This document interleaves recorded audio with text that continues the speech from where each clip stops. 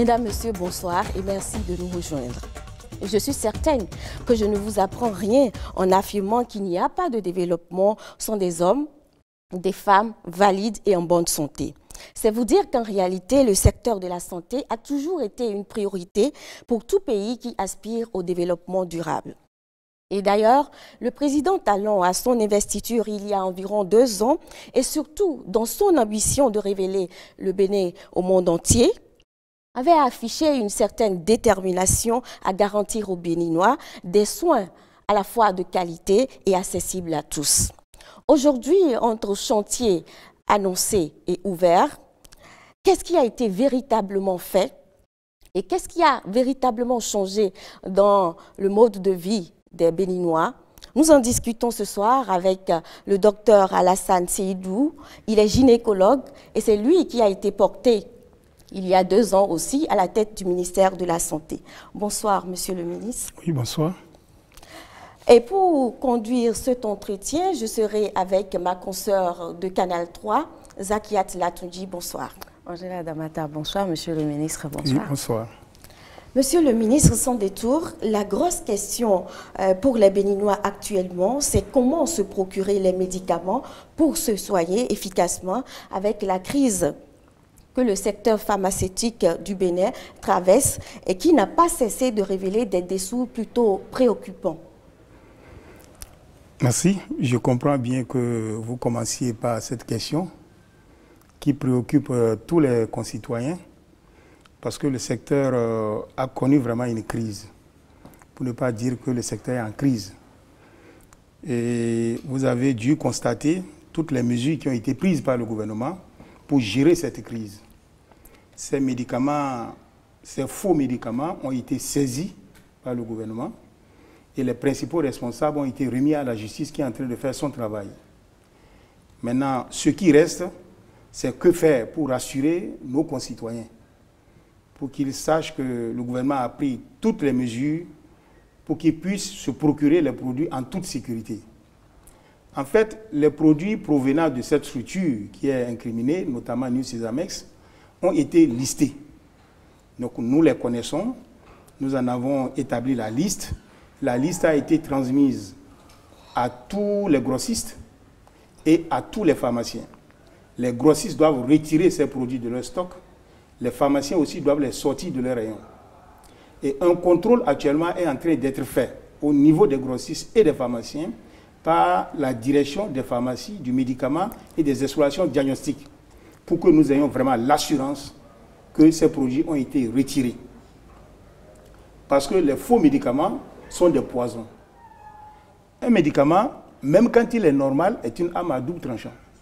On ne prend le médicament que lorsque c'est vraiment nécessaire. Mais lorsqu'il s'agit d'un faux médicament, c'est sûr que c'est un poison. Donc ça crée près de préjudice que ça ne rend service aux populations. Vous avez cité notamment le laboratoire New Sesamex qui a été longuement décrié dans ce dossier de faux médicaments qui fait d'ailleurs l'actualité aujourd'hui. Le retrait d'agrément, comment ça va se faire véritablement pour arriver à rassurer les populations que même en allant à l'officine, ils sont sûrs d'avoir des produits qui ne sont pas de faux médicaments? Tous les médicaments concernés, on a retiré leur autorisation de mise sur le marché. Ça veut dire que ces médicaments-là ne peuvent plus jamais arriver au Bénin. L'AMM, c'est l'autorisation de mise sur le marché. C'est ça, c'est un préalable pour que le médicament puisse arriver au pays. Donc, on a retiré l'AMM pour tous ces médicaments. Et comme je vous ai dit, tous les grossistes doivent retirer ces médicaments de leur stock. Les pharmaciens aussi doivent les sortir de leur rayon. Et un contrôle actuellement est en train d'être fait par la direction des pharmacies, du médicament et des explorations diagnostiques. Alors, monsieur le ministre, aujourd'hui, il y a des médicaments en pharmacie. Avant, il y avait également des médicaments à Djegoulet qu'on disait faux. Aujourd'hui, les populations sont dans un dilemme en réalité. Le processus, le circuit du médicament était bien connu. Et pourtant, il y a eu ces fraudes-là. Qu'est-ce que l'État pense faire aujourd'hui pour que les Béninois soient vraiment à l'abri? Il y a tout un dispositif législatif et réglementaire qui doit être revu. Donc, une commission a déjà été mise sur pied qui va revoir toutes les lois et tous les tests réglementaires qui régissent le secteur. On va essayer de corser ces lois. Si vous faites attention, vous devez vous rendre compte que ces derniers jours, on a parlé de la ratification de la Convention Médicrime. Oui. De la ratification de la Convention Médicrime. C'est la preuve de l'engagement de notre pays à lutter vraiment contre les faux médicaments. Cette ratification nous est demandée depuis plus de 10 ans. C'est seulement cette année qu'on a pu faire ça. C'est depuis 2 ans que nous sommes en train de travailler pour. Mais aujourd'hui, ça aboutit. Oui. Donc, le Bénin a ratifié la Convention Médicrime. À partir de ce moment-là, nous pouvons élaborer des lois nationales pour régir le secteur. Est-ce qu'on est sûr aujourd'hui qu'il n'y a pas d'autres laboratoires fictifs qui sont toujours dans le circuit et qui pourraient approvisionner les populations au point où les populations vont toujours arriver à se procurer de ces faux médicaments? De toutes les façons, le gouvernement travaille. Le gouvernement travaille à démanteler tous les réseaux. Ce réseau, on ne le savait pas, mais on l'a découvert. C'est difficile de dire qu'il n'en existe pas. Mais toutes les dispositions sont prises désormais pour déceler tous ces réseaux-là de distribution de faux médicaments. Pour le contrôle du circuit, ça va être fait. Ça va être fait. Pour le contrôle de qualité, qu'est-ce qui va être fait pour le laboratoire dont on dispose et qui normalement devrait pouvoir contrôler tous les médicaments? Parce qu'un faux médicament, c'est aussi bien le circuit que la fabrication. Oui, le faux médicament, je veux revenir là-dessus avant de parler du laboratoire. Lorsqu'on parle du médicament, il faut voir le produit d'abord en lui-même. Hein? Le produit, le médicament, sa composition chimique. Après le médicament, il faut voir le circuit de distribution. Il faut voir aussi la qualité des gens qui manipulent. Lorsqu'il y a faille à un de ces niveaux-là, on dit que le produit est faux. Même si au départ le produit était bon, s'il se retrouve dans un circuit illégal, inapproprié, s'il est manipulé par des gens qui ne sont pas des professionnels, il devient un faux médicament. Pourquoi?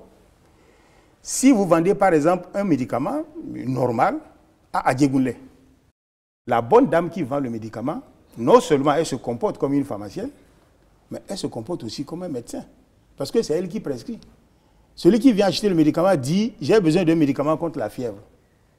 Elle lui donne un antipyrétique, un médicament contre la fièvre. Comme si c'était des tomates. Mais on ne traite pas les symptômes en médecine, on traite la maladie. Le paludisme donne la fièvre, la méningite donne la fièvre typhoïde donne la fièvre, un abcès peut donner la fièvre. Mais si vous traitez la fièvre, mais vous ne traitez pas la maladie. Et la conséquence, c'est que le mal est là, on fait un autre traitement, le mal a le temps de se développer et c'est quand on arrive à la phase de complication qu'on va à l'hôpital. Mais on n'arrive pas à récupérer tous ces malades. Ils meurent souvent. Oui. C'est ça. C'est pourquoi il faut voir le médicament, il faut voir le circuit de distribution, la qualité des gens aussi qui interviennent dans le circuit. Mais je crois que c'est un peu pour ça qu'on dit que le médicament n'est pas comme un produit ordinaire. Le médicament n'est pas un produit ordinaire. Angela disait de la tomate, mais il y a quand même énormément de priorités dans le secteur de la santé. Pour qu'on s'attaque, je ne dis pas que c'est mauvais, aux faux médicaments, pourquoi en faire une priorité à côté de tout ce qu'il y a comme priorité? Ah oui, il y a beaucoup de priorités, mais le médicament est essentiel dans le traitement. Parce qu'on ne peut pas prétendre administrer des soins de qualité si on n'a pas de médicaments de qualité. Ça, c'est clair. Alors, si vous n'êtes pas sûr de vos médicaments, vous ne pouvez pas réussir le traitement. Donc, c'est quelque chose de fondamental pour le secteur. Nous devons avoir des médicaments et des médicaments de qualité. Si nous ne sommes pas sûrs de la qualité de nos médicaments, nous ne pouvons pas améliorer la qualité de nos prestations. La lutte, elle est vraiment pertinente, mais vous n'avez toujours pas répondu à ma question par rapport au laboratoire. Nous avons aujourd'hui un laboratoire national de contrôle de qualité qui fait le travail, mais qui n'est pas suffisamment équipé. Nous allons renforcer ce laboratoire. Nous allons mieux équiper ce laboratoire. Maintenant que nous sommes conscients de ce qu'il y a beaucoup de trafiquants, nous allons renforcer ce laboratoire pour un contrôle plus sûr et plus conséquent. D'accord. Des médicaments, oui, mais encore faut-il que les hôpitaux et les cabinets prescripteurs reçoivent bien les usagers. Qu'avez-vous fait pour en finir donc avec l'absentéisme, le mauvais accueil, le rançonnement et les autres mauvaises pratiques qu'on a notées, observées dans nos hôpitaux publics? Vous voyez, tout le malaise qu'il y a dans le secteur de la santé, c'est dû au fait qu'on a annoncé les réformes. Parce que les réformes bousculent les habitudes. les réformes bousculent les intérêts. Les acteurs ne sont pas d'accord. Mais les problèmes sont réels et évidents. On ne peut pas résoudre ces problèmes sans opérer des réformes. Ce n'est pas possible. Donc, ces réformes s'imposent. Je vais vous donner des exemples concrets. Vous savez, les agents qui travaillent dans les hôpitaux publics, souvent c'est eux qui travaillent en privé. Ils sont à la fois dans le public et dans le privé. Quand ils sont dans le public, ils ont un comportement. Quand ils sont dans le privé, ils ont un autre comportement. Pourquoi? Parce que dans le public, le salaire est garanti. Que vous comportiez bien ou que vous comportiez mal, que vous fassiez le travail ou pas, à la fin du mois, vous avez le salaire. Mais ce n'est pas ça dans le privé. Dans le privé, on vous suit. Si vous faites mal, on peut même tout de suite vous renvoyer. Vous êtes tout de suite révoqué. Et on vous apprécie au rendement dans le privé. Je vous donne aussi un autre exemple. Dans un centre de santé, un praticien hospitalier, qui doit venir faire la consultation normalement, qui arrive, à partir de 8 heures, les malades sont là. Il vient, il trouve environ 40 malades alignés. Il arrive à 10 heures, 2 heures après l'heure de prise de service. Ça, c'est le comportement dans le centre public. Hein. Ça, tous les Béninois sont d'accord avec moi. Tous ceux qui fréquentent les centres publics doivent reconnaître que ces réalités-là, on les vit dans les centres publics. Il arrive à 10 heures et dès qu'il arrive, il dit à l'infirmière qui l'aide, eh bien, je prendrai 10 malades. Il fait les consultations de 10 heures à 13 heures. À 13 heures, il arrête. Il y a une trentaine. Il y a une trentaine de malades qui attendent. Eh bien, à 13 heures, il arrête, mais il prend soin de dire à l'infirmière d'annoncer aux malades qu'à partir de 16 heures, il va poursuivre ses consultations dans une clinique privée. Une manière de dire implicitement aux malades, rendez-vous dans la clinique. Et il va dans la clinique privée, il travaille de 16 heures jusqu'à minuit. Et quand il va là-bas, le comportement est autre. Ce sont des désagréments. Qu'est-ce que vous faites? Ça veut dire qu'il transforme le centre public en un centre de recrutement de malades pour le centre privé. Mais avec ça, comment on peut développer le centre public? Oui, mais monsieur le ministre, à partir de ce moment, il y a obligation de réformer. De réformer. Lorsque nous avons parlé d'affermage, la gestion du personnel, ce comportement et l'obligation de résultats pour les professionnels qui travaillent dans le secteur public. Et de moyens. Et ce dont je viens de parler, vous ne pouvez jamais observer ça dans un centre privé confessionnel à caractère social. Oui, mais vous ne pouvez jamais observer ça en privé. On ne voit ça que dans le public. Mais que faire? Est-ce qu'on peut continuer comme ça? Oui, c'est ça. Si on continue comme ça, l'État construit les hôpitaux, il équipe les hôpitaux, il donne les frais, les subventions pour le fonctionnement. Mais finalement, la population n'en bénéficie pas. Oui, c'est un peu l'état des lieux quand vous êtes arrivé. Mais là, maintenant, qu'est-ce que vous faites pour que c'est pour cela que nous avons parlé de réforme, nous avons parlé d'affermage, nous avons parlé de délégation de services publics. C'est pour régler ces questions-là. Et justement, on avait parlé de l'affermage des hôpitaux de zone de Kové, Djidja et Djougou. Et Djougou, nous sommes en train de faire le travail parce que ce que nous vivons au Bénin, c'est vécu aussi dans les autres pays. Cela est vécu dans les autres pays de la sous-région. Donc l'Organisation ouest-africaine de la santé a développé des expertises et a fait aussi l'option de l'affermage. L'Organisation ouest-africaine de la santé a fait aussi l'option de l'affermage. Donc ce travail a déjà été fait dans certains pays de la sous-région. Comme quel pays? Au Burkina. Le travail est en train d'être fait. Au Niger aussi. Oui. Mais nous avons demandé à ces experts de venir pour qu'on échange avec eux. Le travail est en train d'être fait. Hein? On n'a pas lâché. On ira à l'affermage. On est obligé. C'est la seule issue. Alors, et ce que les acteurs du système évoquent, comme quoi on veut mettre les travailleurs dans la rue, non. L'intention du gouvernement n'est pas de mettre les travailleurs dans la rue. Pour qu'il y ait véritablement obligation de résultats pour le personnel qui travaille dans le secteur public, qu'est-ce qui va être véritablement fait? Vous avez dit affermage. Pour le Béninois lambda, on a parfois l'impression que c'est une fuite en avant de l'État qui ne veut pas prendre ses responsabilités. Et puis vous aviez la commission qui a travaillé dès que vous êtes arrivé. Et quels sont les résultats de cette commission et comment comptez-vous faire? Oui, la commission est en train de travailler. La commission est en train de travailler et ce dont je suis en train de parler, et ça va dans le sens des propositions de la commission. Vous savez, le problème, c'est au niveau de la gestion administrative et financière des hôpitaux.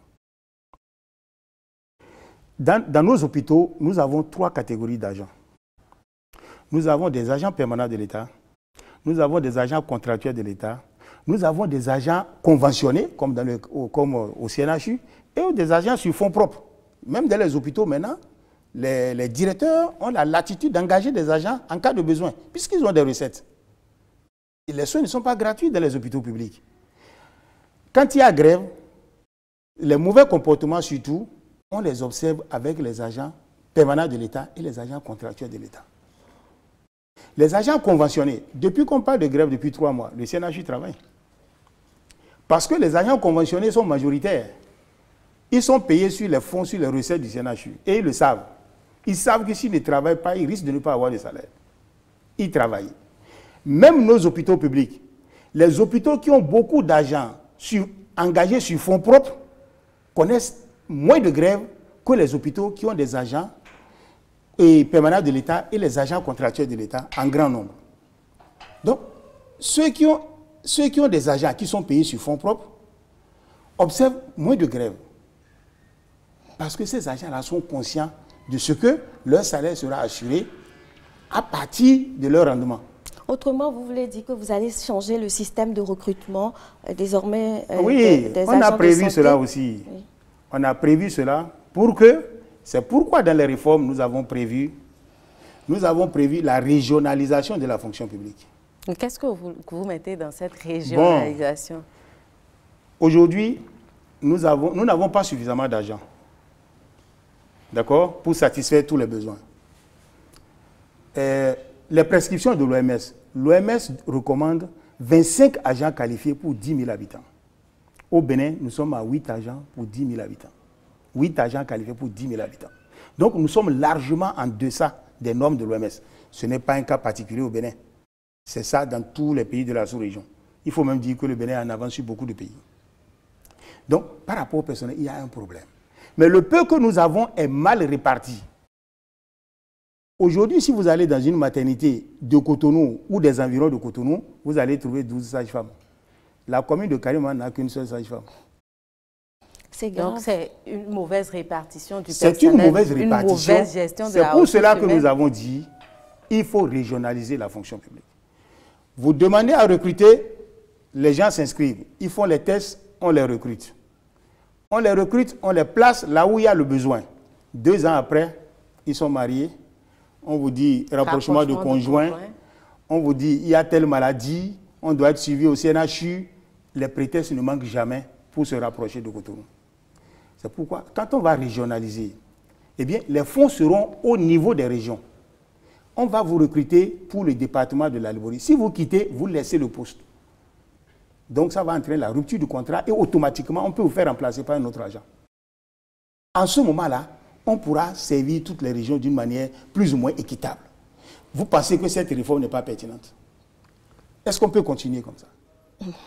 Mais quand on le dit, les gens ne sont pas d'accord parce que leurs intérêts sont menacés.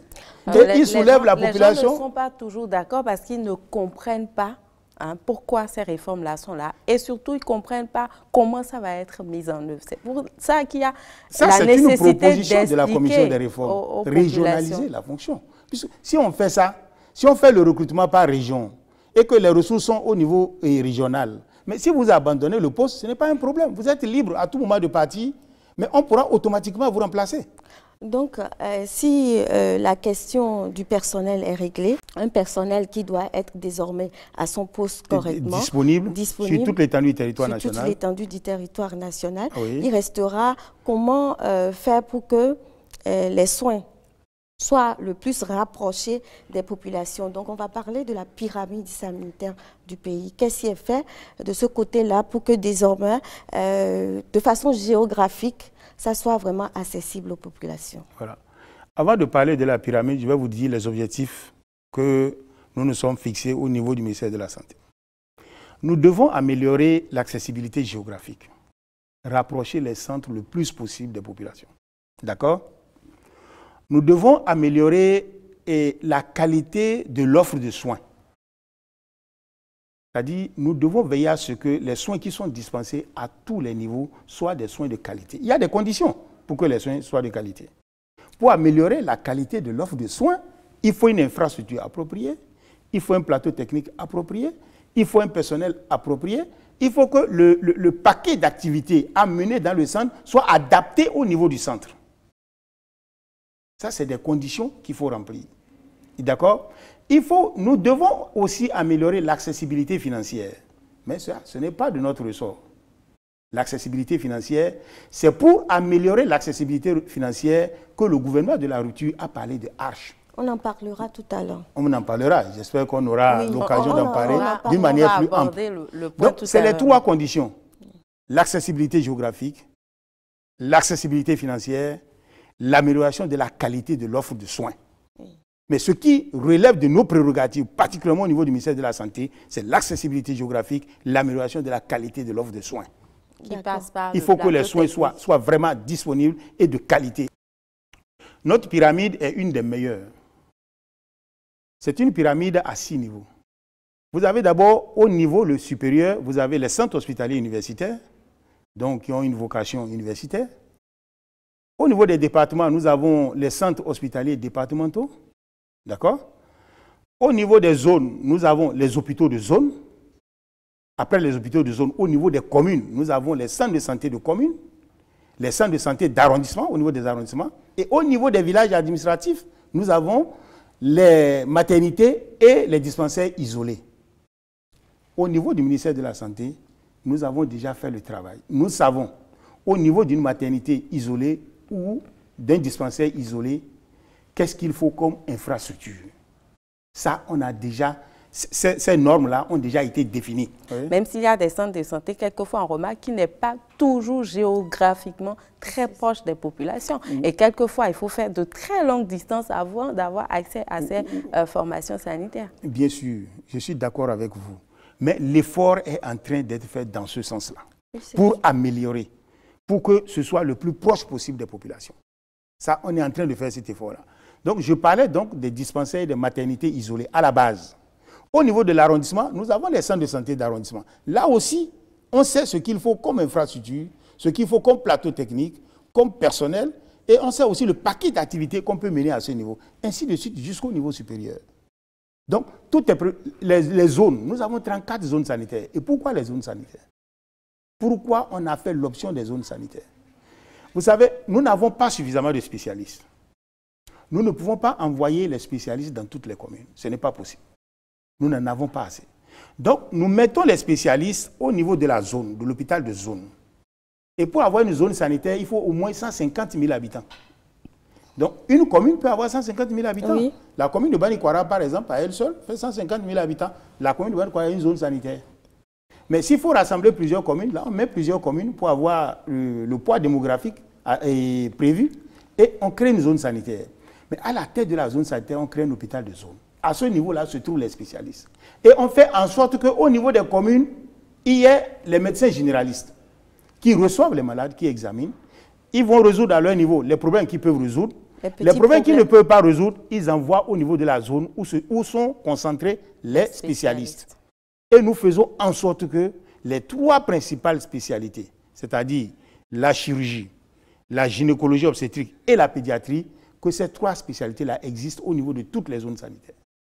Avec ces 3 spécialités, nous arrivons à résoudre au moins 80 à 90% des problèmes des populations. Alors, Monsieur le ministre, on a parlé du personnel qui doit être mieux réparti. On a parlé de la mise en place de ces centres de santé, formations sanitaires pour rapprocher les formations sanitaires des populations. Maintenant, il faudrait qu'au niveau de ces formations sanitaires, la question de l'équipement puisse être réglée. Un plateau technique adéquat. On a beau avoir le personnel qualifié, mais s'il n'y a pas le matériel approprié, on n'aura toujours pas les résultats qu'on recherche. Et je crois que des audits ont été faits dans ce sens. Oui, mais si on a fait des audits, c'est pour apprécier l'ampleur du problème. C'est pour faire un bon diagnostic. Et nous nous sommes fait accompagner par une structure française, APHP, Assistance publique aux hôpitaux de Paris, qui est spécialisée dans l'équipement des hôpitaux. Donc un audit a été fait au niveau de nos hôpitaux. Aujourd'hui, nous connaissons nos besoins. Et nous avons déjà commencé. Nous avons déjà enclenché la procédure pour acheter le matériel et équiper les hôpitaux. Alors, les populations ont envie de savoir concrètement, pendant ces 2 ans, si on prend ce volet-là, qu'est-ce qui est fait? Pendant ces 2 ans... On a parlé d'études, on a parlé de tout ce qui est en train d'être... Vous savez qu'on a fait un recrutement. Oui. On a recruté des spécialistes qu'on doit envoyer dans les hôpitaux de zone. On a recruté des agents, des infirmiers et des sages-femmes qu'on va envoyer. C'est pour résoudre ce problème. Et ce recrutement a été fait. On a fait un redéploiement sur le terrain. Je vous ai parlé de la disparité qu'il y a par rapport à la répartition du personnel, mais on a quand même arrangé jusqu'à un certain niveau. On a arrangé. Bon, par rapport au plateau technique, je ne sais pas si vous suivez bien l'actualité. De l'année dernière à cette année, on a mis près de 3 milliards pour acheter du matériel qu'on a envoyé dans les centres de santé. Mais dans certains centres de santé, vous permettez, le personnel ne maîtrise pas toujours l'usage de ces matériels-là. Et quelquefois, le matériel est là, mais il n'est pas exploité, il n'est pas mis au profit de la population. Mais ça, c'est le comportement des agents. Et c'est les mauvaises pratiques qu'on décriait. C'est les mauvaises pratiques qui sont décriées. Au départ. Ceux dont vous parlez là, vous n'allez jamais voir ça dans le privé. Vous n'allez jamais voir ça dans les hôpitaux confessionnels. Ici, du public. C'est dans le public qu'on voit ça. Et c'est pour ça que nous disons qu'il faut réformer le mode d'administration. C'est ça. Le mode de gestion des hôpitaux. On va réformer le mode d'administration des hôpitaux publics. Mais en réalité, Zakiat l'évoquait tout à l'heure, le privé absorbe une grande partie des usagers en matière de dispensation de soins de santé. Est-ce que vous avez une politique pour avoir peut-être un partenariat avec le privé? Vous savez, nous sommes le ministère de la Santé. Qu'il soit privé ou public. Nous sommes le ministère de la Santé. Nous soutenons toutes les initiatives qui vont dans le sens de l'amélioration de la santé des populations. Que ces initiatives viennent du public ou du privé. D'accord? Nous avons même des programmes qui appuient les cliniques privées. Nous avons eu dans le ministère le PRPSS, programme de renforcement de la performance du système de santé. Voilà. D'accord? Le programme de renforcement de la performance du système de santé a appuyé même matériellement les cliniques privées. Pour dire que nous comptons beaucoup aussi sur le secteur privé. Depuis 3 mois que nous connaissons des grèves dans le secteur, et ça c'est maintenant classique. Avec le régime précédent, c'est la même chose. Il y a eu des grèves de 6 mois au ministère de la Santé. Depuis 3 mois que nous connaissons des grèves, s'il n'y avait pas un secteur privé fort, que serait devenue la population? Donc, nous soutenons le secteur public, mais aussi le secteur privé. Donc, nous faisons tout pour que ce secteur aussi se développe. Mais le programme que vous veniez d'évoquer, il est déjà à sa fin? Il est déjà à sa fin, bien sûr. Oui, quelles sont les leçons qui ont été apprises et comment comptez-vous prendre le relais? Ce programme nous a permis de faire une avancée assez remarquable dans le secteur. Parce que ce programme nous a permis d'améliorer l'équipement des centres de santé. Ce programme nous a permis de motiver les agents au niveau des centres de santé. Et ce programme aussi a permis aux agents de bénéficier de beaucoup de formations. Vous voyez bien. Et ce programme, comme je l'ai dit, ça, en termes d'équipement, surtout des maternités, des services de pédiatrie, ce programme a beaucoup fait. Alors, vous avez parlé, on parle là du secteur privé, hein, avec les cabinets privés. Bon, le secteur privé, l'intervention du secteur privé. Aujourd'hui, dans notre pays, le secteur privé traite 52 à 54% de la population. C'est pour ça dans le privé, il faut comprendre, il y a deux privés. Il y a le secteur privé à but lucratif, c'est les cliniques. Il y a le secteur privé à caractère social, c'est les hôpitaux confessionnels. C'est les hôpitaux confessionnels. Et ces hôpitaux-là ne sont pas construits par l'État. Oui. Ces hôpitaux ne sont pas équipés par l'État. Le personnel n'est pas payé par l'État. Mais ces hôpitaux sont préférés par la population. Pour un certain nombre de raisons que nous savons tous, hein, l'accueil, la qualité du service et donc, tout ce qui va avec. Tout est lié au comportement du personnel. Alors, qu'est-ce que vous pensez faire en termes de partenariat avec ce secteur privé-là, les hôpitaux, que ce soit ces hôpitaux qui sont à but lucratif ou alors les centres de santé confessionnels aussi, pour que véritablement le système soit un et unique? Oui, le système est bien huilé parce que l'État appuie ce secteur. Et quand il y a une formation, on les associe. Quand il y a une formation, on les associe. Donc, ils participent aussi à la formation. Donc, c'est un secteur qui est très suivi par le ministère. Est-ce qu'il ne faut pas peut-être aller apprendre également un peu de ce secteur-là et mettre cela au profit du secteur public pour toujours renforcer les capacités? Nous savons ce qui se passe dans le secteur. Ce n'est un secret pour personne, tout le monde sait. Alors, il n'y a pas de secret. Le seul problème, c'est la gestion. Quand vous allez, par exemple, à l'hôpital Saint-Jean-de-Dieu de Tangueta, c'est un hôpital de zone. Mais c'est un hôpital confessionnel qui a été érigé en hôpital de zone. Parce que l'État a compris qu'il ne sert à rien d'ériger à Tangueta un autre hôpital qui ne saurait jamais supplanter Saint-Jean-de-Dieu de Tangueta. D'accord. Donc il vaut mieux l'adopter et en faire un hôpital de zone. Voilà, L'État leur apporte des subventions, ça veut dire que, par rapport à la collaboration dont vous avez parlé, oui, ça veut dire que l'État va même jusqu'à les adopter dans son dispositif. Donc c'est déjà un Il y a type de partenariat. beaucoup d'hôpitaux confessionnels qui sont érigés en hôpitaux de zone. Il y a des hôpitaux qui appartiennent à des associations de développement qui sont érigés en hôpitaux de zone. Parce que l'État est convaincu de leur capacité. Et ça ne sert à rien de vouloir créer un autre hôpital qui ne saura jamais faire autant. Donc il vaut mieux les adopter. Monsieur le ministre, oui, on a bien compris qu'il y a un partenariat. Il y a un partenariat très fort entre le privé et le public. Mais la grande préoccupation reste aussi ces cabinets qui s'installent frauduleusement, donc sans autorisation. Et je crois savoir que le Conseil des ministres avait prévu la fermeture déjà des centres de formation privés, mais également ces cabinets qui s'installent anarchiquement. Oui, où en est ce projet-là? Ou alors ce sera le prochain chantier après la lutte contre les faux médicaments? Non, ce n'est même pas le prochain, le chantier en cours. Pour réussir, il faut beaucoup travailler en amont. Vous avez vu, pour la lutte contre les faux médicaments, Pangea 9, avec Pangea 9, on a eu 104 tonnes. On a pu saisir 104 tonnes de médicaments. Il y a eu Pangea 8, hein. Il y a eu Pangea 7. Les gouvernements qui nous ont précédés aussi ont organisé des Pangea. Il y a eu Pangea 7, Pangea 8. Mais qu'est-ce que ça a donné? On n'a jamais parlé de lutte contre les faux médicaments avec la même ampleur que maintenant. Oui. Mais comme Pangea 9 a été bien préparé, vous avez vu les résultats. Nous préparons la fermeture des cliniques. Un travail a déjà été fait. Au cours du dernier trimestre de 2017, nous avons fait le point de toutes les cliniques qui sont installées au Bénin. Nous savons où se trouvent ces cliniques-là. Nous savons dans quelles conditions elles sont créées. Vous savez, pour ouvrir, c'est très simple. Hein, pour ouvrir un cabinet privé, une clinique. C'est très simple. Il n'y a pas de frais à payer. Hein. Il y a quand même des conditions. Il y a des conditions. Je vais vous dire les conditions. Il faut avoir le diplôme requis pour le niveau où vous voulez vous mettre. Il faut être inscrit à l'ordre. Deuxième condition. Il faut avoir l'autorisation d'exercice en clientèle privée et avoir l'autorisation d'ouverture d'un établissement de santé. Ça fait 4. Tous ces papiers-là sont délivrés à 0 francs. Donc, lorsque vous avez la qualification, vous demandez, vous vous installez. On ne vous refuse pas. Mais il y a des conditions matérielles aussi qu'il faut réunir parce que avant qu'on ne vous donne l'autorisation, il y a une commission qui ira visiter le centre. Vous devez déjà vous installer.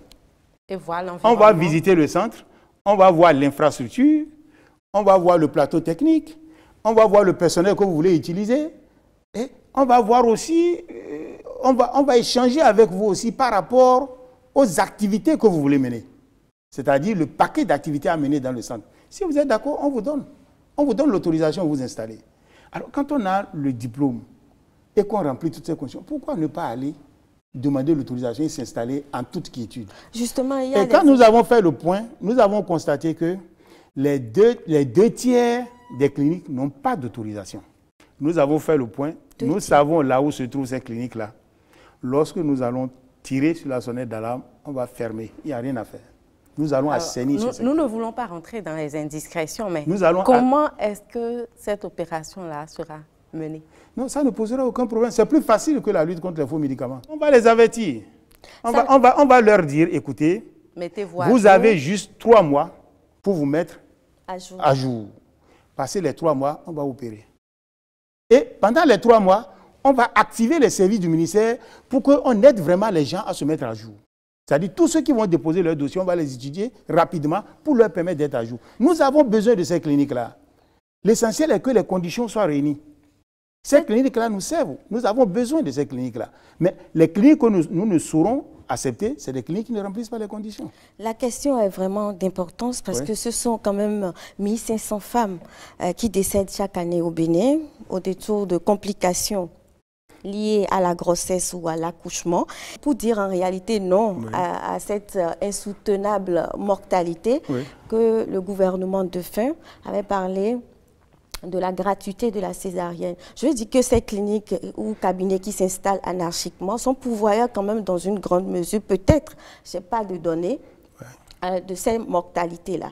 Et c'est dans la recherche de solutions qu'on a parlé de gratuité de la césarienne. Mais quand la rupture est arrivée, le nouveau départ, donc, ça a semblé avoir du plomb dans l'aile. La gratuité? Oui, de la césarienne. Mais la gratuité a toujours cours. Ah oui? La gratuité se poursuit. Mais il y a plusieurs mesures de gratuité. Il n'y a pas même que la césarienne qui aujourd'hui ne fonctionne plus comme par le passé. La gratuité en elle-même est un problème. Comment voilà, expliquer? Il faut qu'on se dise les choses clairement. La gratuité en elle-même est un problème. Vous voyez la gratuité de la césarienne? Un État dit toutes les femmes qui doivent être césarisées, on les césarise gratuitement. Il y a des gens qui ont les moyens, qui peuvent payer. On leur propose des soins gratuits. Vous, si vous allez accoucher, on va vous dire on va vous faire la césarienne gratuitement, alors que vous pouvez payer. Ah, c'est pas évident. C'est pas évident? C'est pas évident, monsieur le ministre. De toutes les façons, moi, si ma femme va accoucher, on va dire on va lui faire la césarienne gratuitement. Mais justement, monsieur le ministre, on a évoqué la question du secteur public. Ils sont nombreux, les Béninois, qui peuvent payer.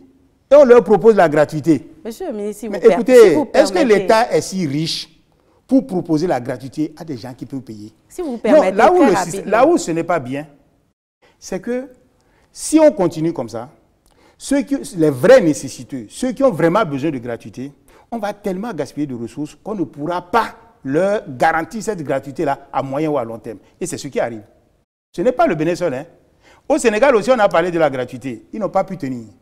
Bon, autrement, vous voulez dire qu'avec le nouveau départ, bientôt, on va aussi réformer de ce côté-là. Non, nous sommes en train d'avancer vers Arche. On va à l'assurance maladie. Avec Arche, ça sera réglé. Donc, mais pour le moment, on poursuit avec la gratuité de la césarienne. La gratuité se poursuit jusqu'à Arche. Mais je vous dis que la gratuité en elle-même est un problème. Et si vous permettez... On ne peut pas tenir aucun État, à moins que ce soit un État producteur de pétrole, en tout cas aucun État comme le nôtre ne peut tenir la gratuité dans le long terme. Parce qu'après le remboursement devient mais ce n'est pas possible. Vous ne pouvez pas. Oui, mais l'inquiétude... Tout le monde n'est pas nécessité. On ne peut pas loger tous les citoyens à la même enseigne. Quand l'État décrète la gratuité par rapport à la césarienne ou alors à la prise en charge du paludisme. Je vais vous dire les différentes gratuités. Chez la femme enceinte. Oui, moi je parle même de ces gratuités en général. Ou alors si vous voulez de façon spécifique, gratuité césarienne. Oui. Ce n'est pas partout. C'est dans le public. Et tout le monde ne va pas. C'est partout. C'est partout. Il y a des cliniques privées qui sont agréées. Et qui offrent également... Les cliniques privées qui sont installées régulièrement, qui sont en règle, demandent l'agrément, on leur donne l'agrément.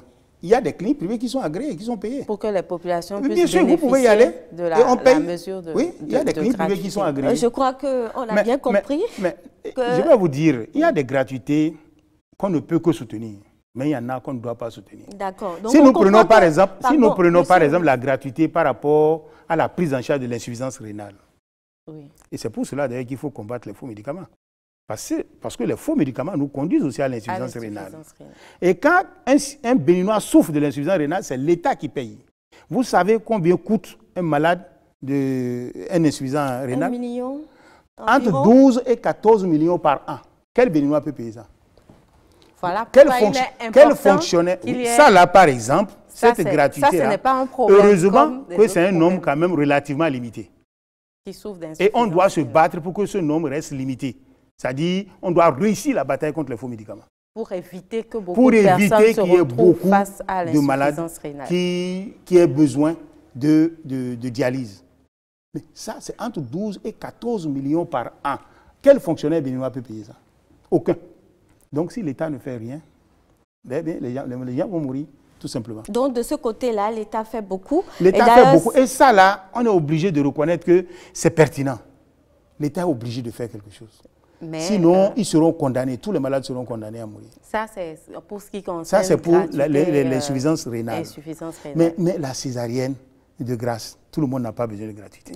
Je suis d'accord que les vrais nécessiteux bénéficient de la gratuité. Mais ceux qui ont les moyens, qu'ils payent. C'est ça qui permet à l'État de tenir dans le long terme.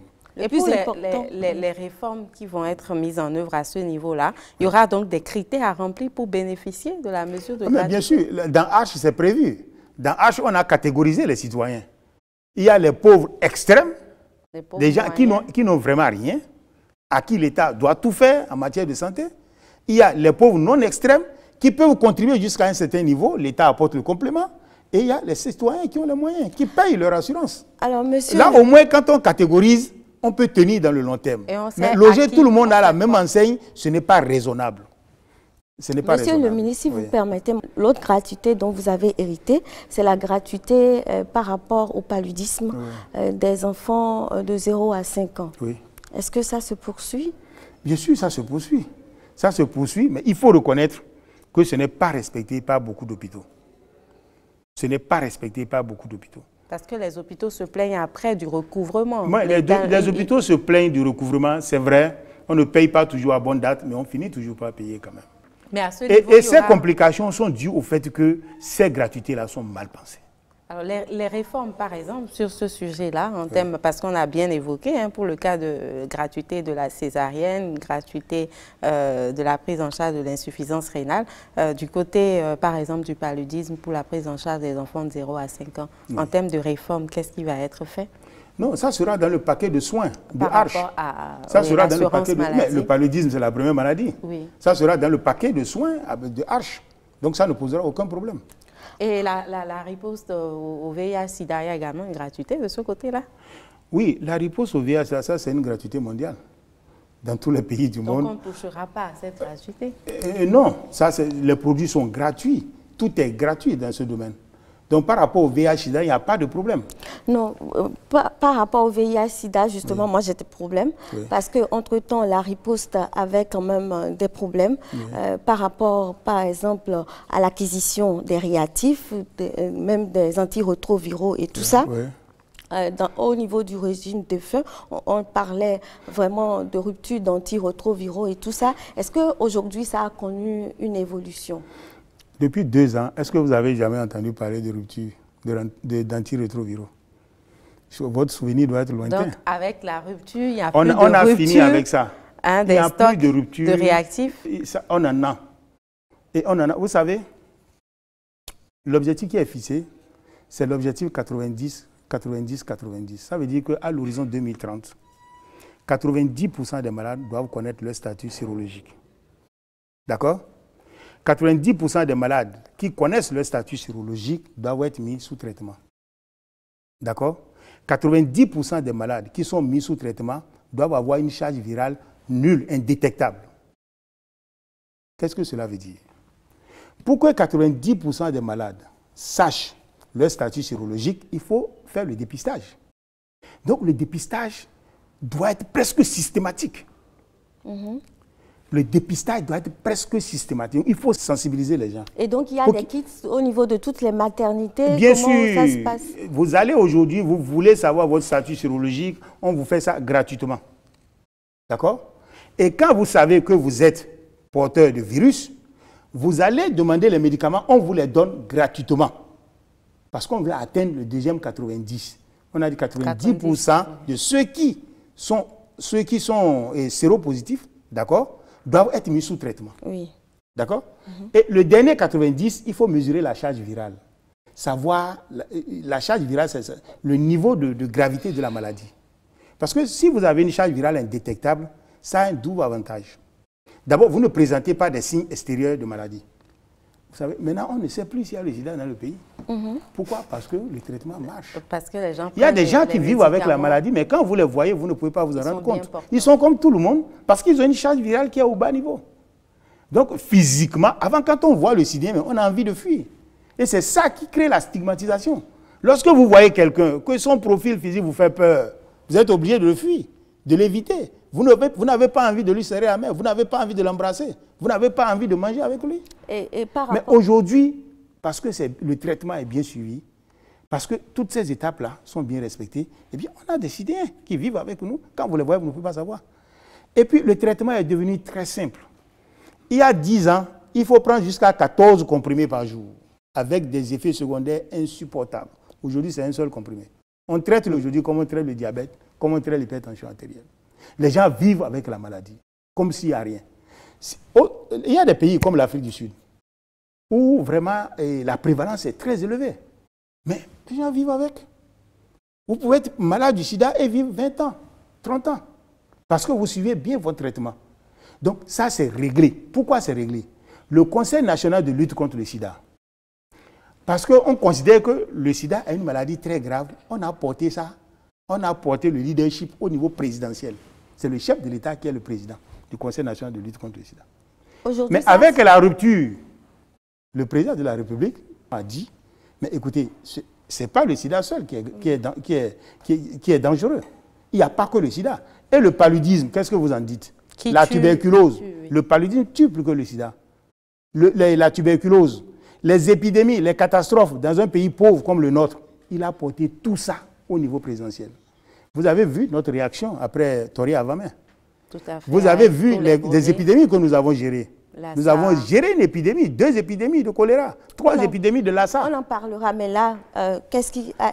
Vous étiez en train de nous expliquer. Ce qui a changé, c'est que le leadership étant porté à ce niveau-là, pour toutes les maladies, il y a une certaine promptitude dans la réaction. Donc, il y a une certaine proactivité. Aujourd'hui, on a beaucoup de facilité à gérer ces épidémies-là. Il n'y a pas la gestion d'une maladie qui est prioritaire par rapport à l'autre, mais tout est pris au sérieux. Je veux dire que la tuberculose, les autres maladies que vous avez citées, sont portées aussi sous le leadership du président. Bien sûr, le chef de l'État. Le chef de l'État a le regard sur toutes ces maladies-là. Et quand il y a un problème, il réagit automatiquement. Par rapport à la prévention des nouvelles infections, je veux parler des interventions à l'endroit des femmes enceintes et également la jeunesse. Qu'est-ce qui est fait? Oui, mais c'est la sensibilisation. La sensibilisation se fait dans les centres de santé. La sensibilisation se fait partout. Vous suivez, nous avons des ONG qui nous accompagnent. Nous avons des partenaires sociaux qui nous accompagnent pour la sensibilisation de la population. Donc, c'est la sensibilisation. Il faut sensibiliser les gens. Hein? Le port de préservatif, l'abstinence, c'est la sensibilisation. C'est ça qui permet d'éviter. Un accent plus important sur la prévention, parce qu'il vaut mieux prévenir que guérir. Il vaut mieux prévenir que guérir. Parce que c'est des ressources aussi pour l'État. Nous sommes aidés par rapport à l'acquisition des médicaments. Mais l'État a toujours sa participation. L'État contribue toujours. Et depuis 2 ans, l'État s'acquitte de ses devoirs par rapport à la prise en charge de ces malades. Voilà. Alors, Monsieur le ministre, on a abordé beaucoup de points, mais on ne peut pas tout dire non plus. C'est évident. Et je vais vous proposer de suivre un magazine qui nous amène à évoquer un certain nombre de points, peut-être d'autres qu'on a déjà abordés ici, pour voir un peu quelles sont les nouvelles du secteur de la santé au cours de ces 2 dernières années. Quels sont les grands chantiers ouverts par le gouvernement du nouveau départ et que pense un peu le citoyen béninois de toutes ces réformes dans le secteur de la santé. Donc, je vais nous inviter à suivre le magazine et on va se retrouver juste après. Dès son arrivée en avril 2016, le gouvernement Patrice Talon affiche sa volonté de réformer le secteur de la santé. Le Conseil des ministres du 7 juillet 2016 donne un signal fort, celui de fermer tous les centres de formation privés du domaine de la santé.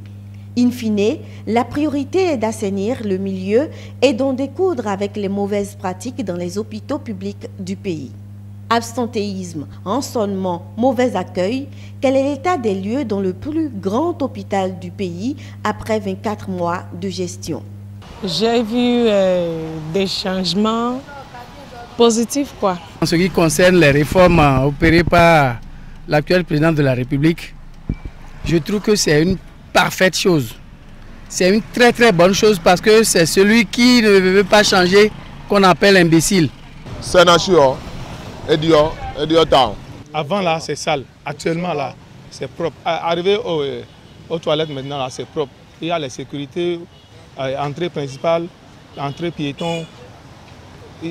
Hôpital là c'est propre maintenant. Il n'y a pas de bonne santé sans un environnement sain. Et dans ce cadre, nous avions eu le soutien du service d'hygiène hospitalier, ce service qui d'ailleurs a reçu un grand soutien du ministère de la Santé pour la mise en place d'un laboratoire équipé pratiquement aux normes sous-régionales.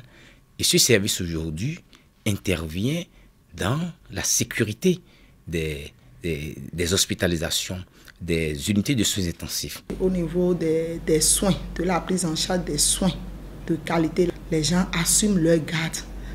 Sous ces réformes, il y a des services qui n'assuraient pas les gardes couchés, mais aujourd'hui, par exemple, les services sensibles comme la pédiatrie, et la cardiologie, et beaucoup de services ont commencé à faire des gardes couchés des médecins et des professeurs agrégés.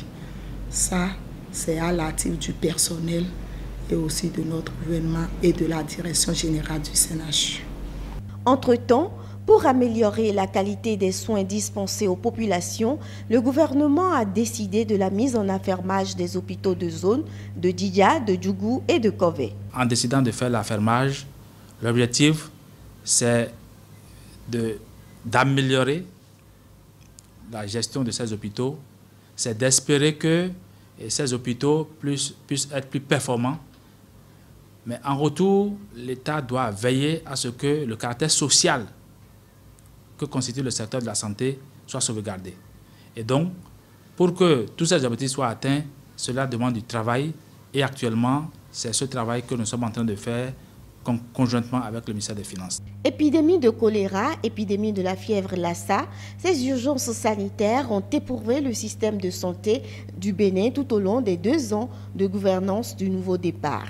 Après le drame de Toria-Vamey, pour en découdre avec les insuffisances relevées lors de la gestion des brûlés, le gouvernement rêve d'un hôpital aux normes. Nous avons compris que c'est vraiment pertinent de mettre un accent sur le plateau technique.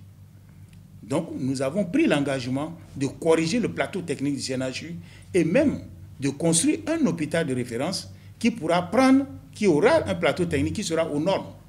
Donc, qui pourra prendre des patients de cette nature-là et les gérer de façon convenable. Nous avons d'ailleurs démarré, puisque nous avons déjà signé un contrat avec une structure française qui est spécialisée dans la construction des hôpitaux de ce type et qui va nous accompagner dans la maîtrise d'ouvrage, avec l'équipement, et qui va nous accompagner aussi par rapport à la gestion de cet hôpital. Dans la foulée, le projet ARCHE entendait assurance pour le renforcement du capital humain prend corps. Les structures de gestion sont mises en place.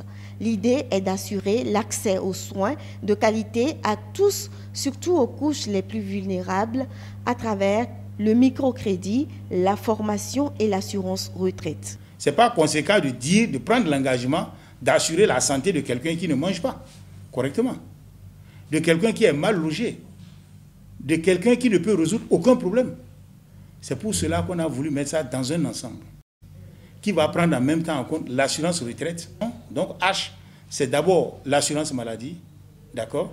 C'est l'assurance retraite, d'accord? Nous avons la formation, nous avons le microcrédit. La grande première de cette gouvernance talon dans le domaine de la santé reste le démantèlement du marché à Djegoulé. Une fin de récréation pour les vendeurs illicites des médicaments qui annonce aussi les réformes dans le secteur pharmaceutique. Oui, c'est vrai, nous avons déjà des difficultés dans ce secteur. Oui, ce secteur est en crise. Mais aujourd'hui, quand on s'est retrouvé à la suite de l'incarcération de nos directeurs généraux, et je crois que vraiment il y a eu un sursaut. Aujourd'hui, Monsieur le Président, moi, franchement, ce que je vais vous demander en toute humilité, et je crois que vous êtes le seul, ce n'est pas pour vous jeter des fleurs, qui soit capable de nous le faire. Aujourd'hui, vous nous aidez, il faut nous aider à sortir de là.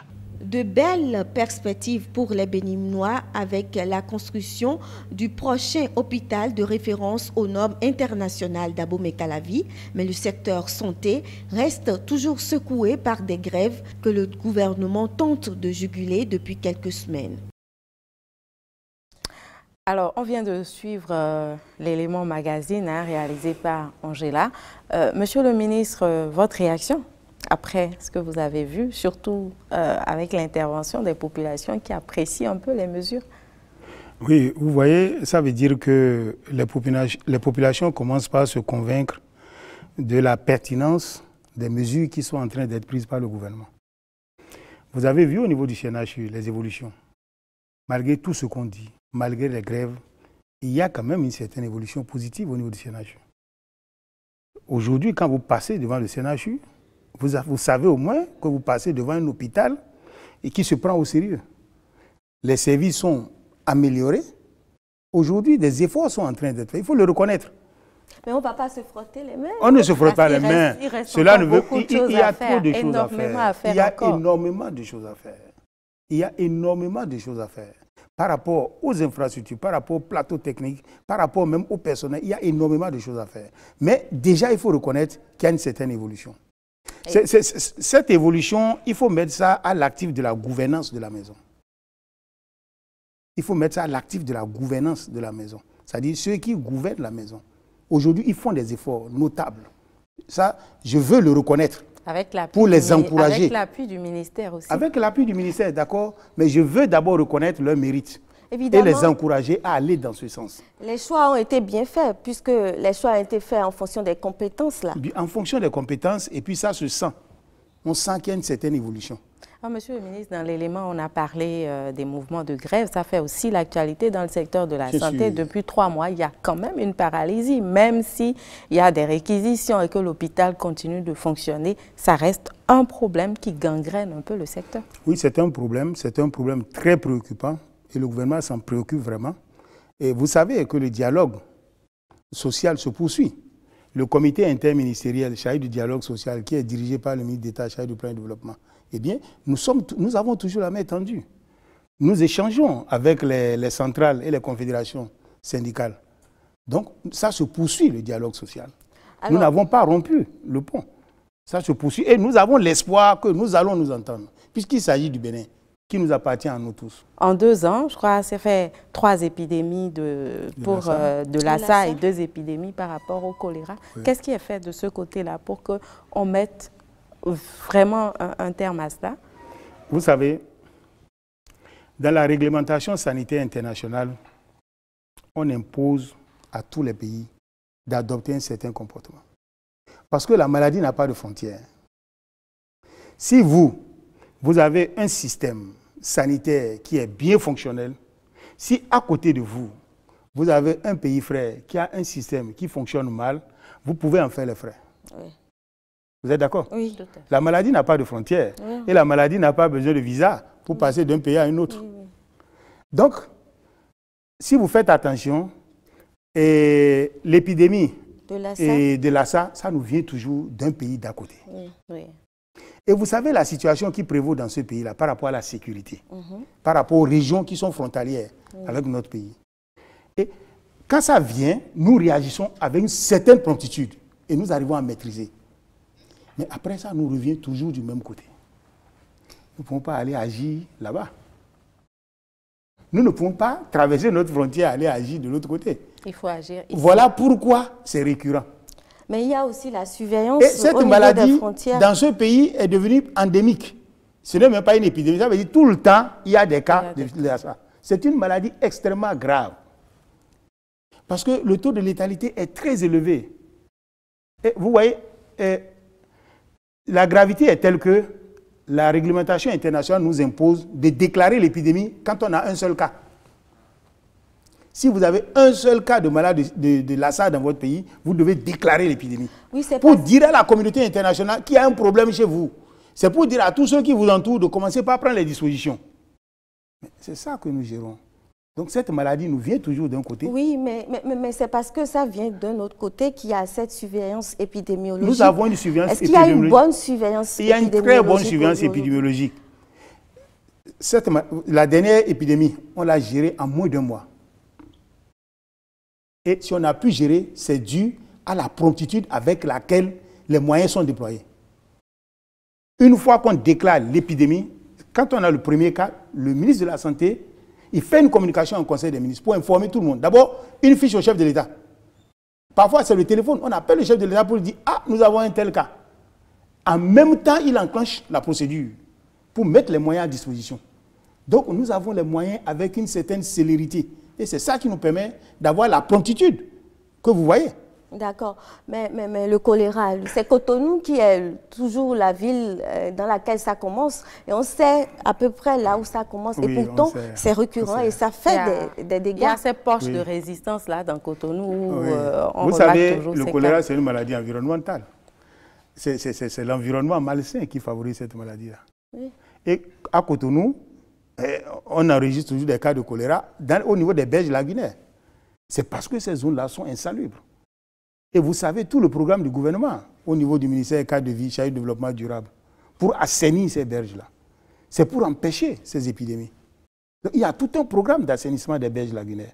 D'accord. Donc, vous travaillez avec le ministère du cadre mais bien de vie sûr, les questions de santé sont des questions qui ne relèvent pas de la seule... On ne peut pas les résoudre avec le seul ministère de la Santé.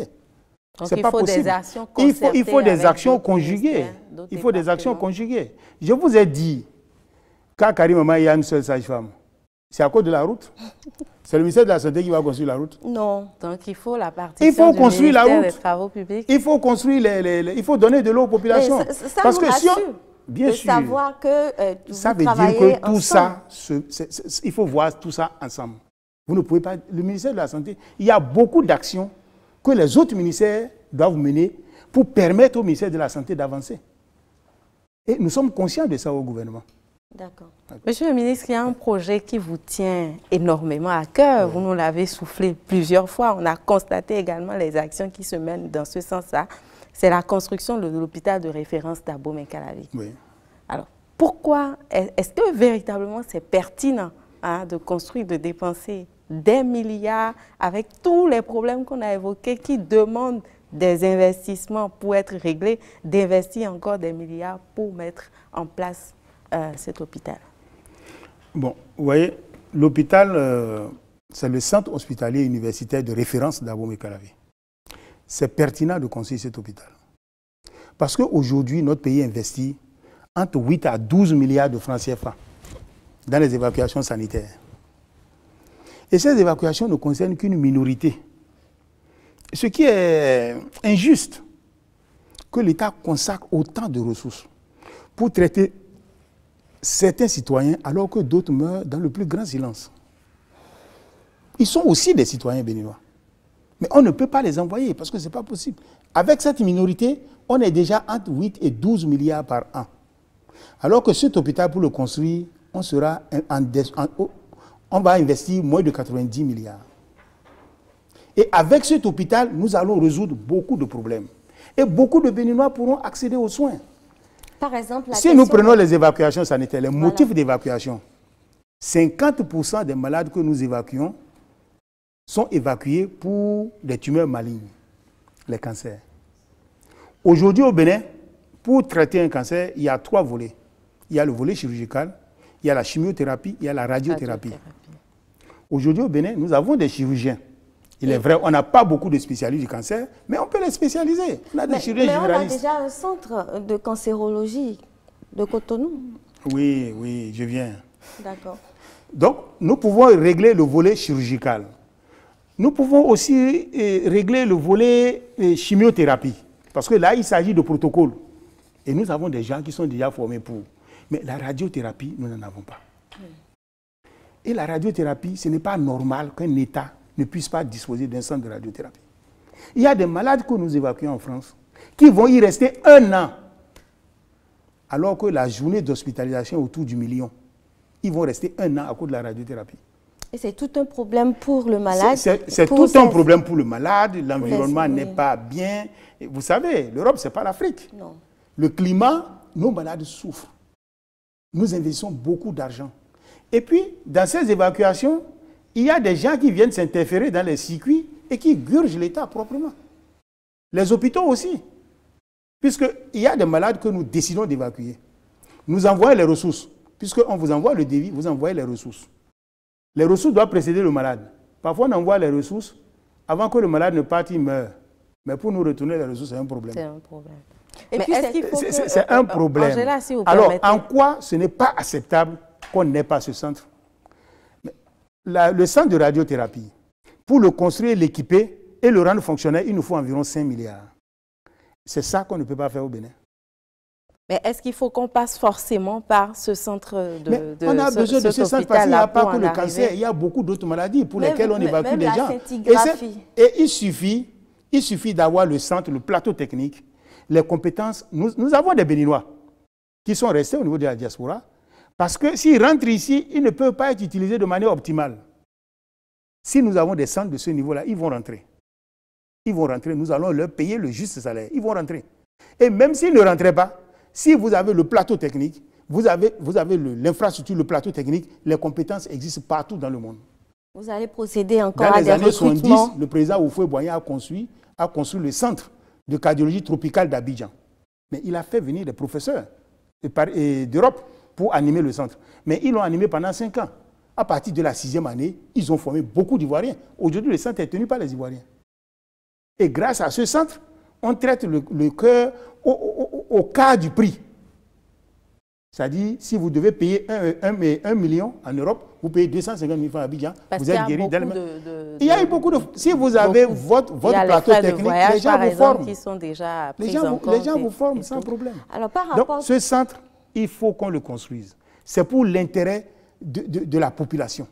Et pendant qu'on construit ce n'est pas normal que les soins de qualité soient réservés à une minorité.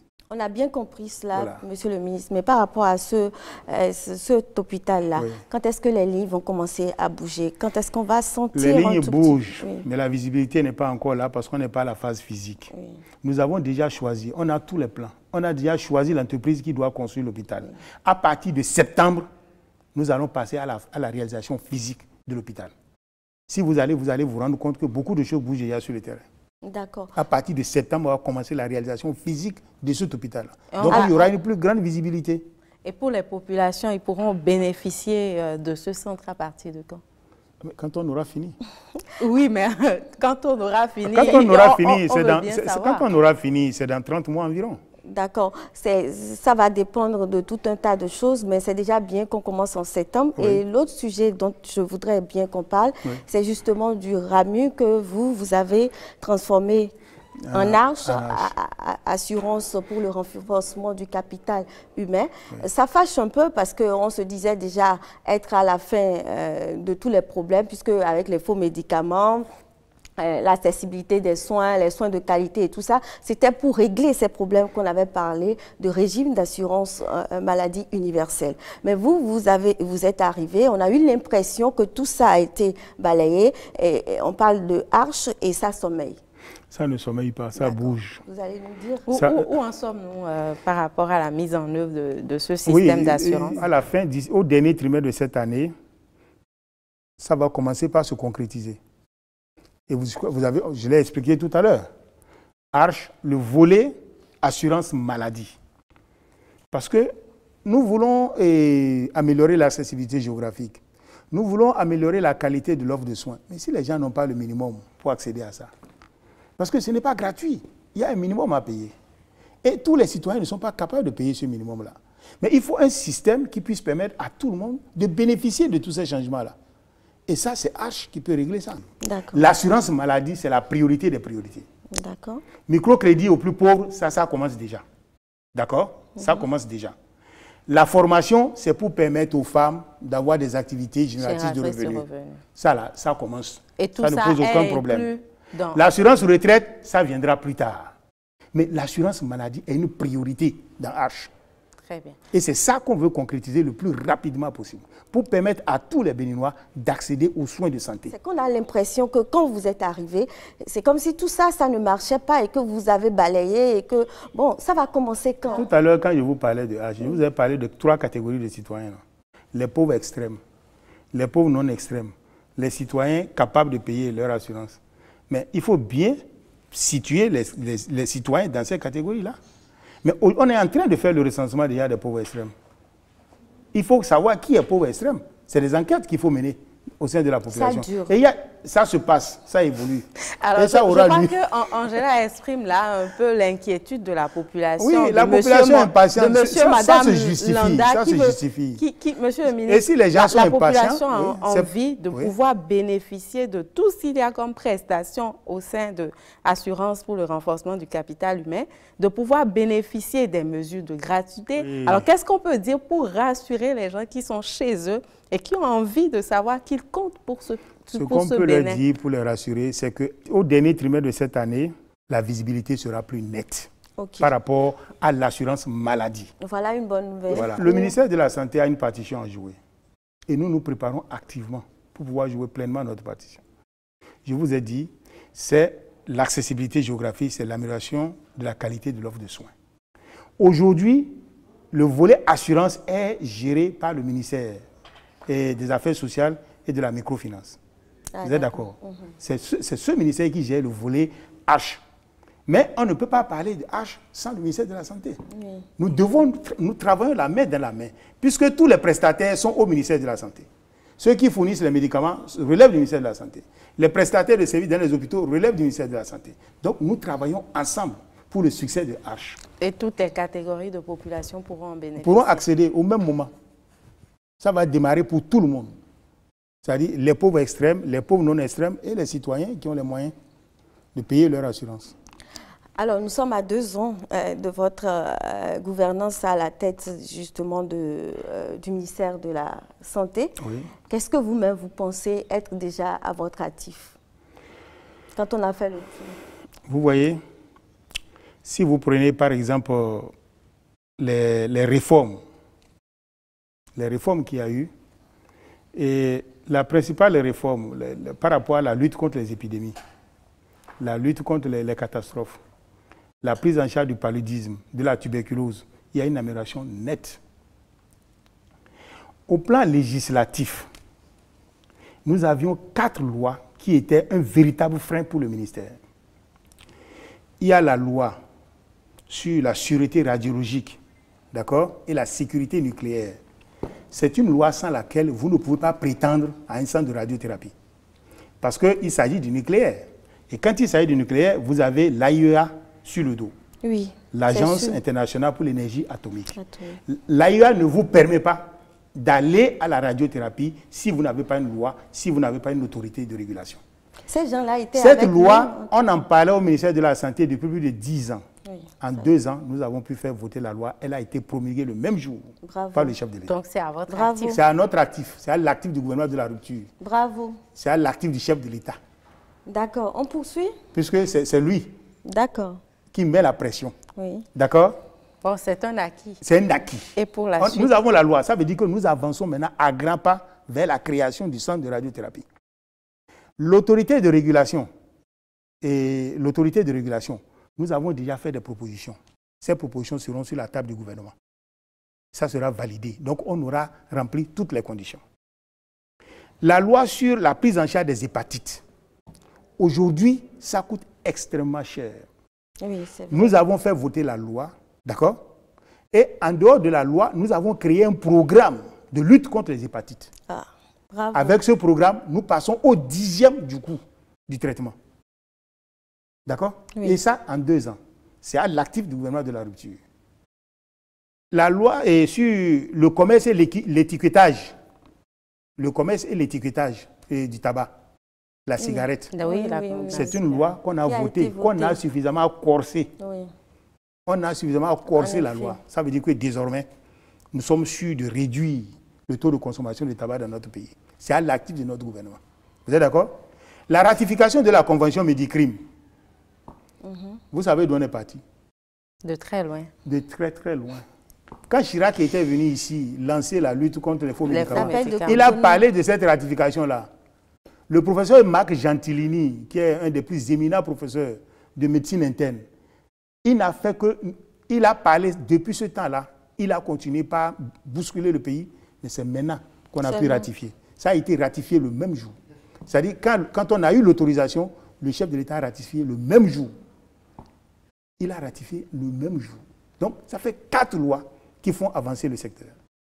Nous sommes d'accord? Beaucoup de dispositions juridiques. La lutte contre les faux médicaments, Vous savez, la partition jouée par le ministère de la Santé, mais quand on saisit les médicaments, il faut les détruire. Oui. Les 104 tonnes qu'on a pu saisir la dernière fois avec Pangia 9, pour les détruire, il a fallu 82 millions pour détruire les 104 tonnes. Maintenant, nous avons 150 et quelques tonnes sur les bras, ce qui est saisi au niveau du député Atao. Ça aussi, il faut détruire. C'est le ministère de la Santé qui court pour la mobilisation des ressources. L'État investit, les partenaires aussi. Oui, ça coûte cher, la lutte contre les faux médicaments. Et ça demande encore de l'argent. Ça demande beaucoup d'argent de l'État. Ce n'est pas un plaisir pour l'État de saisir les faux médicaments. Ces faux médicaments causent des problèmes de santé pour la population et que l'État doit prendre en charge. Mais encore, pour les saisir, c'est un problème. Quand on a fini de les saisir, pour les détruire, c'est une autre paire de manches. Parce qu'on ne peut pas les garder, il faut bien les détruire. C'est très clair, on ne peut pas les garder et c'est ça la vérité. Monsieur le ministre, vous avez un message à l'endroit de la population. Dites quand même un mot à l'endroit de tous ceux qui nous suivent. Le message que j'ai pour la population, c'est que les réformes qui sont en train d'être engagées, eh bien, le gouvernement de la rupture a décidé de les engager dans l'intérêt de la population. Tout ce que les gens observent comme remous, comme contestation, c'est par rapport aux intérêts de quelques individus. Il faut que la population comprenne. Il faut que la population accompagne le gouvernement. Vous savez, les réformes entraînent toujours des remous. Vous voyez, ce n'est pas au Bénin seul. Quand vous regardez même dans les pays occidentaux, je ne veux pas citer un pays, mais il y a des remous, c'est partout. Parce qu'il y a un changement. Mais le peuple finit toujours par comprendre que c'est dans son intérêt que ça se fait. Donc je demande au peuple béninois d'accompagner le gouvernement dans ses efforts de réforme. Le gouvernement est donc en train de travailler sérieusement oui. pour nous garantir des soins de qualité et de meilleures conditions de travail pour les prestataires, enfin le personnel de santé. Bien sûr. Et pour la population, de meilleurs soins de santé. Des soins de santé de qualité à moindre coût. À moindre coût. Merci, monsieur le ministre de la Santé, d'avoir répondu à notre invitation et d'avoir répondu à toutes nos questions. Merci. Angela, ce fut un plaisir d'avoir animé cet entretien avec vous. Merci Zakiat Latundji. Monsieur le ministre, merci également d'avoir accepté et de répondre à ces questions. Cette occasion de nous adresser à tout le peuple béninois. Merci beaucoup. Mesdames, Messieurs, le moins qu'on puisse retenir après cet entretien, c'est que, assurément, les lignes vont bouger dans les jours à venir pour le bonheur de tous. Le projet Arche, la construction de l'hôpital de référence de Calavi, le renforcement du plateau technique du CNHU HKM de Cotonou, la réorganisation du sous-secteur pharmaceutique, ce sont là des chantiers qui vont certainement améliorer l'accessibilité aux soins de qualité des uns et des autres. Et puis, rassurez-vous également que les mouvements de débrayage dans le secteur vont être sous peu jugulés. Portez-vous bien, on s'occupe de vous et à très bientôt.